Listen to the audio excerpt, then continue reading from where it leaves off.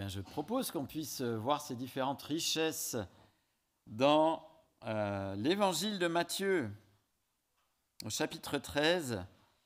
Et la dernière fois, dans le début du chapitre 13, on a été invité à réfléchir réellement sur nos dispositions intérieures.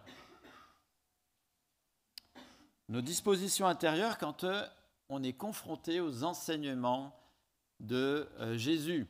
Alors, au moment du ministère de Jésus, c'était la foule qui était face à lui. Et nous, maintenant, c'est quand on ouvre justement la parole de Dieu, la Bible, notamment les évangiles qui nous relatent le ministère de Jésus. Par rapport aux paroles de Jésus, 4 manières de réagir nous ont été soulignées la dernière fois.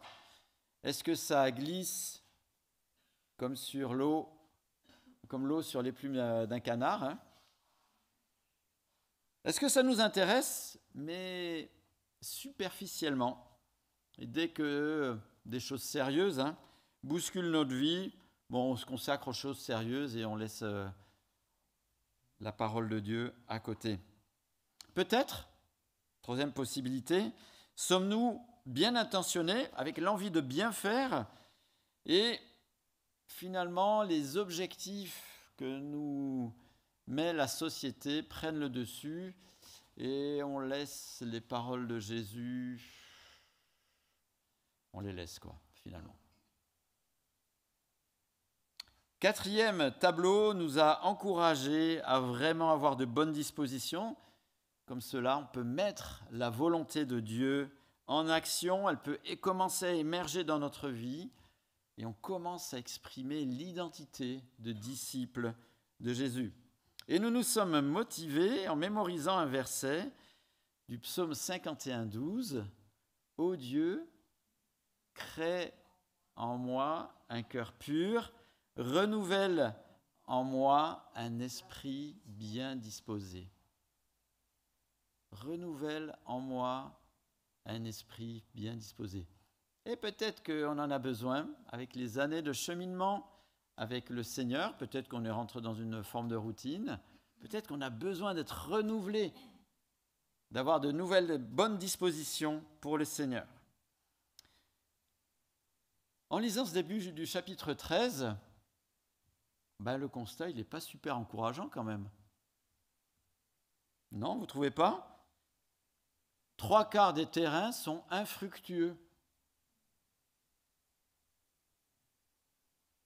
Juste 1/4 correspond à ce qui est normal.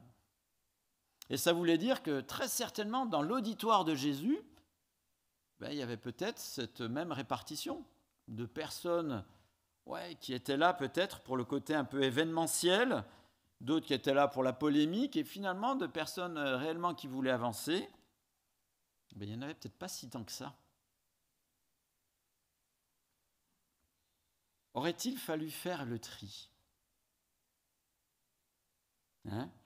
Mais d'un autre côté, ça ne semble pas la méthode de Jésus, parce que justement, il parle en parabole, avec cette foule bigarrée, justement pour que ceux qui ont envie d'avancer puissent avancer, et puis que ça reste opaque aux opposants, et puis ceux qui sont là plus pour le fun, qui sont là au milieu de la foule.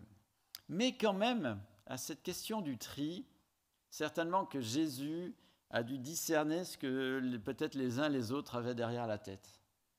Parce que la suite du texte, regardez, au verset 24, va aller dans cette direction par rapport à cette réflexion. Matthieu 13, verset 24. Il leur proposa une autre parabole. « Le royaume des cieux ressemble à un homme qui avait semé une bonne semence dans son champ. Mais, pendant que les gens dormaient, son ennemi vint, sema de la mauvaise herbe parmi le blé et s'en alla. Lorsque le blé eut poussé et donné du fruit, la mauvaise herbe apparut aussi. Les serviteurs du maître de la maison vinrent lui dire « Seigneur, n'as-tu pas semé une bonne semence dans ton champ ? Comment se fait-il donc qu'il y ait de la mauvaise herbe ?» Il leur répondit, « C'est un ennemi qui a fait cela. » Les serviteurs lui dirent, « Veux-tu que nous allions l'arracher ?» ?»« Non, lui dit-il, de peur qu'en arrachant la mauvaise herbe, vous ne déraciniez en même temps le blé. Laissez l'un et l'autre pousser ensemble jusqu'à la moisson, et au moment de la moisson, je dirai au moissonneur, arrachez d'abord la mauvaise herbe et liez-la en gerbes pour la brûler, mais amassez le blé dans mon grenier. Vous savez qu'on l'a vu la dernière fois, les paraboles fonctionnent toujours en comparaison entre ce que Jésus dit du royaume des cieux, ce qui est spirituel, et une image de la vie, ici, le terrain qui a été pourri par une autre semence. Alors la comparaison, ça vaut ce que ça vaut. Il est impossible à l'œil nu de faire le tri entre les deux catégories d'auditeurs de Jésus. Ceux qui sont réceptifs et qui cherchent à faire la volonté de Dieu, ceux qui sont fermés, superficiels et finalement passent à autre chose. Et ça, c'est comparé à deux types de semences. Le blé, et dans les textes originaux, si on avait d'anciennes versions, et c'est dans le texte original, l'ivraie, la mauvaise semence. Et c'est intéressant, l'ivraie, c'est le même terme qui donne zizanie. Intéressant. Donc, comparé à deux types de semences, le blé et l'ivraie, qui révèlent leur différence à leur maturité. Le blé est fructueux, l'ivraie infructueux. Et c'est à ce moment-là qu'on fait le tri. Ce qui est utile est gardé, le reste est brûlé. Alors, avec les paraboles, il arrive de temps en temps, et même assez fréquemment, que Jésus donne quelques clés de précision pour qu'on puisse bien la comprendre. Et là, on est gâté parce qu'il nous donne plein de précisions ici dans le texte. Regardez à partir du verset 36. Alors Jésus renvoya la foule et entra dans la maison. Ses disciples s'approchèrent de lui en disant « Explique-nous la parabole de la mauvaise herbe dans le champ. » Il leur répondit « Celui qui sème la bonne semence, c'est le Fils de l'homme. Le champ, c'est le monde. La bonne semence, ce sont les enfants du royaume. La mauvaise herbe, ce sont les enfants du mal. L'ennemi qui l'a semé, c'est le diable. La moisson, c'est la fin du monde. Les moissonneurs, ce sont les anges. Tout comme on arrache la mauvaise herbe et la jette au feu, on fera de même à la fin du monde. Le Fils de l'homme enverra ses anges, ils arracheront de son royaume tous les pièges de ceux qui commettent le mal, et ils les jetteront dans la fournaise de feu, où il y aura des pleurs et des grincements de dents. Alors les justes resplendiront comme le soleil dans le royaume de leur Père. Que celui qui a des oreilles pour entendre, entende. Vous avez souvent lu cette phrase, peut-être dans les évangiles, que celui qui a des oreilles pour entendre, oui, entende.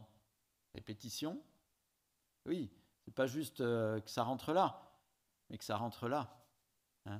Jésus est en train de dire. Alors la précision que donne ici Jésus va nous aider à dégager la vérité toute simple de cette parabole. On a des expressions populaires qui disent à la fin les masques tombent, la vérité éclate toujours. En effet, ce sont les anges qui feront le tri à la fin du monde de ceux qui font le mal et ceux qui sont du royaume des cieux. Et ils feront le tri à la fin du monde de ceux qui font le mal, c'est-à-dire ils ne tiennent pas vraiment compte ou pas du tout des paroles de Jésus, et ceux qui font qui sont du royaume des cieux, c'est ceux qui prennent au sérieux les paroles de Jésus et essayent de les vivre dans leur vécu. Application de cette parabole, peut-être deux choses à souligner. La première, c'est que c'est pas à nous de faire le tri. Vous avez vu, les serviteurs demandaient. C'est pas à nous de faire le tri, c'est pas aux croyants de faire le tri, c'est pas à l'Église de faire le tri.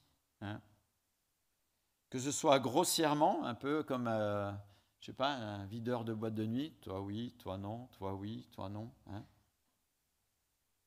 Mais des fois, c'est plus insidieux. On pourrait être tenté, dans une vie communautaire, de rajouter des règles, et encore des règles, et encore des règles, pour essayer de mettre les purs d'un côté et de mettre les autres de l'autre côté. Ce n'est pas à nous de faire le tri. C'est les anges de Dieu qui feront cela, et c'est eux qui seront mandatés par le Seigneur lui-même. Nous, ce que nous avons à faire, c'est de mettre en action la parole de Jésus. Même un tout petit peu. Et dans la parabole des terrains et du semeur, vous avez vu qu'un grain peut en rapporter un deuxième. C'est tout. Non, il est dit 30, 60, jusqu'à 100. Donc un tout petit peu mis en action peut avoir un effet spectaculaire. Et c'est d'ailleurs ce que Jésus propose de nous souligner. Focalisez-vous à bien recevoir la parole de Dieu. Vous verrez, l'effet peut être extraordinaire. Regardez au verset 31.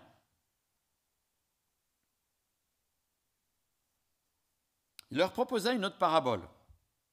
Le royaume des cieux ressemble à une graine de moutarde qu'un homme a prise et semée dans son champ.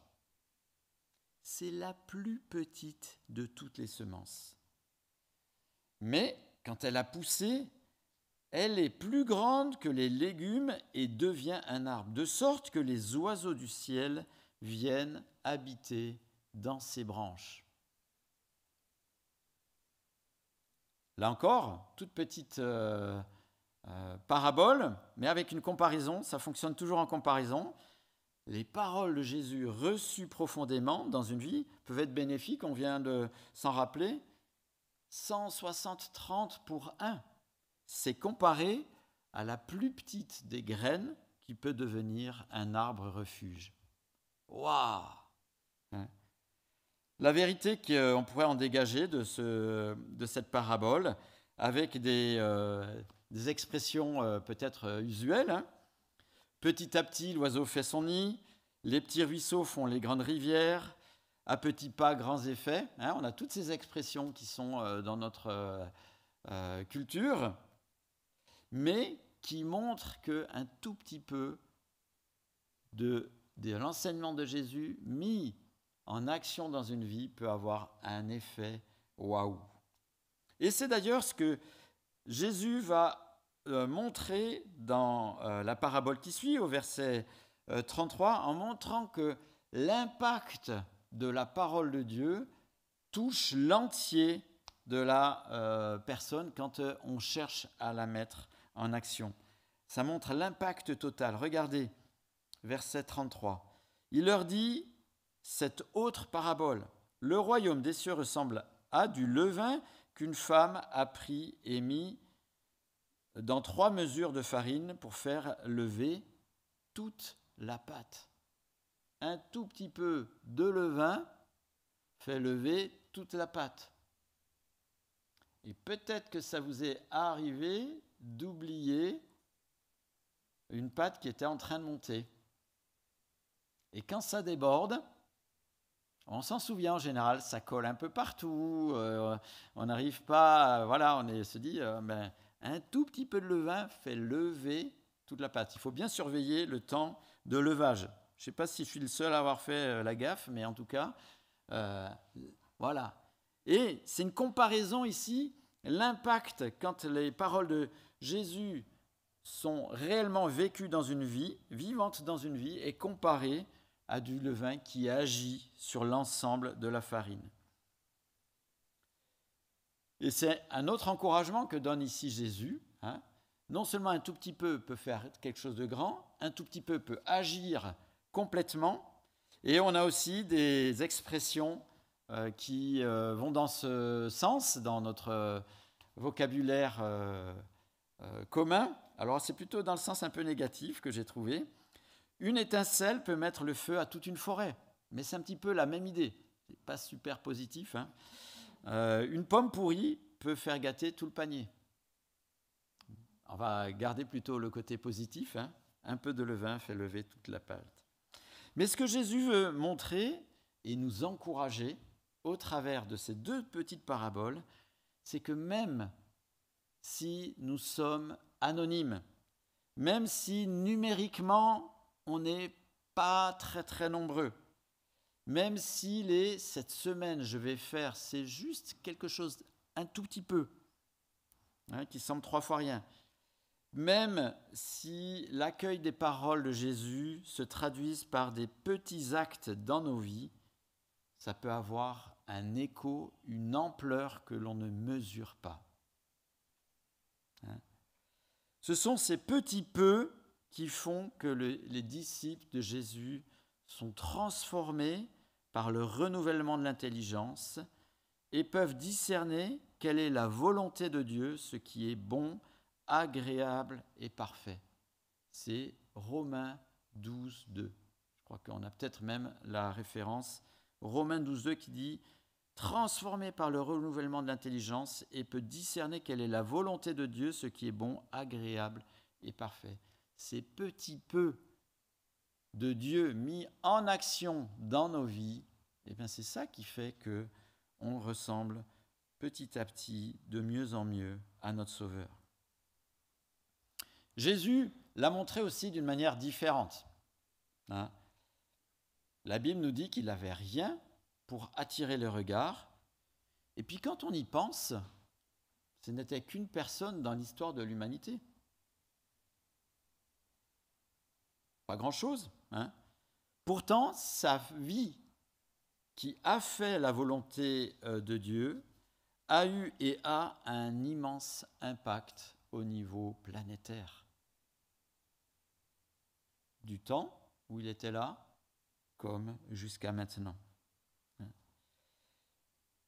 Alors Jésus n'en a pas fini avec les paraboles. Il y a une première partie avec toute la foule et ça se termine au verset 35, on va lire les versets 34 à 35. Jésus dit toutes ces paraboles à la foule et il ne parlait pas sans paraboles afin que s'accomplisse ce que le prophète avait annoncé. J'ouvrirai ma bouche pour parler en paraboles, je proclamerai des choses cachées depuis la création. Et c'est là où on voit une partie du ministère de Jésus, c'est-à-dire que Dieu s'est révélé du temps de ce que nous on a dans nos Bibles, dans l'Ancien Testament, et Jésus précise ici les choses d'une manière claire et tout à fait suffisante pour qu'on puisse comprendre. La deuxième partie de l'enseignement de Jésus est en privé avec ses disciples. Et ça commence à partir du verset 36. On en a lu déjà l'explication de la parabole des mauvaises herbes. Hein. Et Jésus va continuer avec 3 autres courtes paraboles. Elle résume un peu ce qu'on a déjà vu, mais elle complète. Vous savez, l'enseignement hébraïque ne fonctionne pas avec introduction, développement, conclusion, mais plutôt d'une manière circulaire. Je dis une idée, tac, tac, tac, tac, tac, tac, je redis apparemment la même idée, mais je rajoute quelque chose. Et puis je vais redire la même idée, je rajoute encore autre chose. C'est une manière de pouvoir peut-être intégrer chacun des points supplémentaires. Alors, avant de nous jeter dans ces 3 autres paraboles, j'aimerais raconter une histoire qui s'est déroulée tout près d'ici, que quelqu'un de l'Assemblée m'a raconté. Il m'a d'ailleurs confié toute une documentation sur ce fait divers. Je vais vous lire un peu le résumé de ce qui est arrivé pas très très loin de chez nous. C'était en 2016. C'était hier. Hein. En 2016, un homme nommé Théo se promenait du côté de Saint-Pré, donc c'est pas très loin d'ici. Il y avait un chantier, et en longeant le chantier, il voit quelque chose briller. Intrigué, il regarde plus près, et c'était un vrai neulis. une pièce en or suisse. Il se dit intéressant. Discrètement, il va revenir de nuit, discrètement, pour aller rechercher la dite pièce. Mais ce n'est pas une pièce qu'il a trouvée, c'est 5676 pièces qu'il a trouvées, en or, presque tous des Vreneli. Waouh! Ah d'accord, il n'y a que moi qui fais waouh. Je vais mettre une pièce là, on va voir s'il n'y a pas des gens qui vont se lever. 5676 pièces en or. Ouh. La valeur estimée de cette découverte était comprise entre 1,3 million et 1,6 million de francs suisses. Ça vaut la peine de se promener. Cependant, après une longue procédure judiciaire, Théo n'a reçu que 19 pièces pour récompense de sa découverte. Tout le reste est allé au propriétaire du terrain. Alors Théo a estimé que cette récompense était bien trop faible par rapport à la valeur du trésor qu'il avait trouvé. Théo a exprimé son mécontentement et a continué à se battre pour ce qu'il considérait comme une récompense peut-être un peu plus juste que juste 19 pièces pour 5676 pièces trouvées. Cher Théo, tu aurais peut-être pu lire la parabole qui vient. Alors lisons-la. Parce que si jamais vous découvrez, vous aussi, 5676 pièces, il vaudrait mieux avoir lu cette parabole. Regardez, verset 44 de Matthieu 13. Le royaume des cieux ressemble encore à un trésor caché dans un champ. L'homme qui l'a trouvé le cache, et dans sa joie, il va vendre tout ce qu'il possède et achète ce champ. C'est logique. Verset 45. Le royaume des cieux ressemble encore à un marchand qui cherche de belles perles. Lorsqu'il a trouvé une perle de grande valeur, il est allé vendre tout ce qu'il possédait et l'a acheté. Il y a beaucoup, beaucoup plus dans les enseignements de Jésus que 1,3 million, voire 1,6 million de francs suisses, qui cause d'ailleurs visiblement beaucoup de soucis. La comparaison qu'on peut faire de ces deux paraboles, ceux qui ont mis toutes les bonnes priorités pour vivre les paroles de Jésus, le quatrième terrain dans la parabole des terrains du semeur, sont comparés à la joie de quelqu'un qui a trouvé fortuitement un trésor et fait tout pour l'obtenir, ou bien à quelqu'un qui, après de nombreuses recherches, trouve enfin la perle rare et fait tout pour l'obtenir. La vérité qui se dégage de ces paraboles, Jésus souligne à ses disciples que peu importe si l'une ou l'autre vérité du royaume des cieux qu'il enseigne les a surpris ou correspond enfin à ce qu'ils recherchaient, ce qui compte, c'est toute la priorité que l'on met pour lui donner vie dans notre existence. Ce qui compte, c'est notre réel engagement à faire vivre la parole de Dieu dans nos vies. Parce qu'à la fin, il y aura un tri. Regardez, verset 47. Le royaume des cieux ressemble encore à un filet jeté dans la mer et qui ramène des poissons de toutes sortes. Quand il est rempli, les pêcheurs le trient sur le rivage et s'asseyent. Puis, ils mettent dans des paniers ce qui est bon et jettent ce qui est mauvais. Il en ira de même à la fin du monde. Les anges viendront séparer les méchants d'avec les justes et jetteront dans la fournaise de feu, où il y aura des pleurs et des grincements de dents. Jésus leur dit, « Avez-vous compris tout cela ?»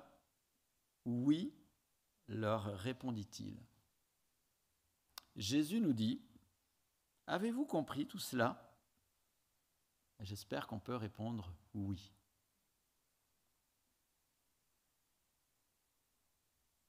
Faites toujours 4 choses avec un texte biblique. Qu'est-ce que j'apprends de Dieu? Qu'est-ce que j'apprends des hommes? Qu'est-ce que ça me pousse à faire? Cette semaine, je vais, les petits peu qui peuvent faire. Et qu'est-ce que je peux transmettre? Qu'est-ce que j'apprends de Jésus ici? Jésus est toujours hyper clair. Carte sur table. Je vous enseigne tout ce qui est nécessaire et suffisant pour maintenant et pour toujours. Vos choix, vos priorités, vos implications au regard de ce que je vous dis a un impact pour maintenant et pour toujours.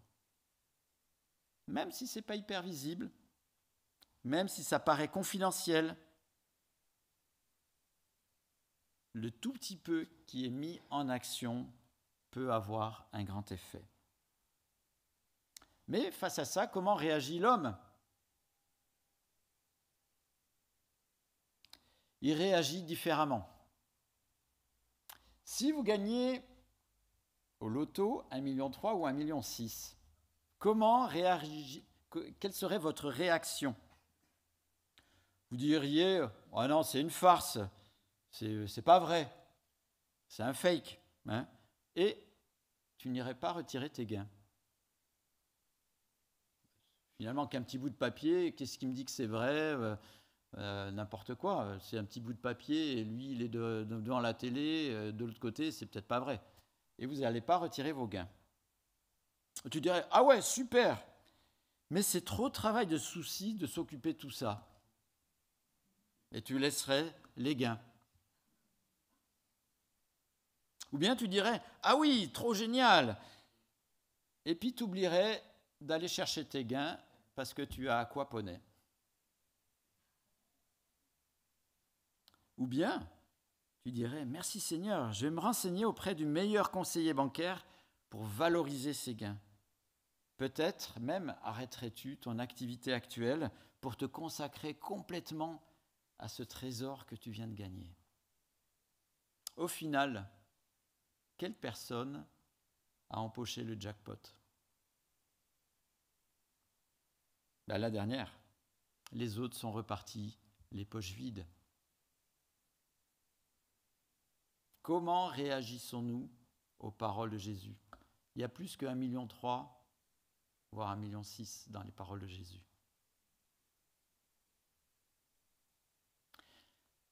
Qu'est-ce que ça implique de faire cette semaine? On a gagné cette semaine 1,3 million, 1,6 million. Vous n'êtes pas rendu compte avant de rentrer dans la salle que vous avez gagné autant. Mais on a même gagné plus. Et je ne sais pas si on arrive à mesurer ça.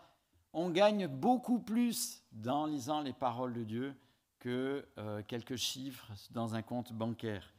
Qu'est-ce que nous allons faire cette semaine quand on va lire la parole de Dieu? Est-ce que je me dis, en ouvrant, j'ai mon billet gagnant du loto? Qu'est-ce que je vais en faire? Dire c'est un fake? Ah non, c'est trop fatigant à faire. Ah oui, c'est bien, et puis on oublie. Où est-ce qu'on va mettre en action ce qu'on lit dans la parole de Dieu? Que cette semaine, on puisse vraiment réfléchir. Des fois, on lit peut-être par superstition la parole de Dieu? Non, jamais. Par habitude? Non, jamais. Est-ce que cette semaine, ce sera une lecture trésor qu'on va faire de la parole de Dieu? Qu'est-ce que je vais transmettre? Ah, moi j'en ai une bonne, je crois, à transmettre. Vous avez déjà regardé les émissions de ceux qui ont gagné au loto? C'est intéressant, hein?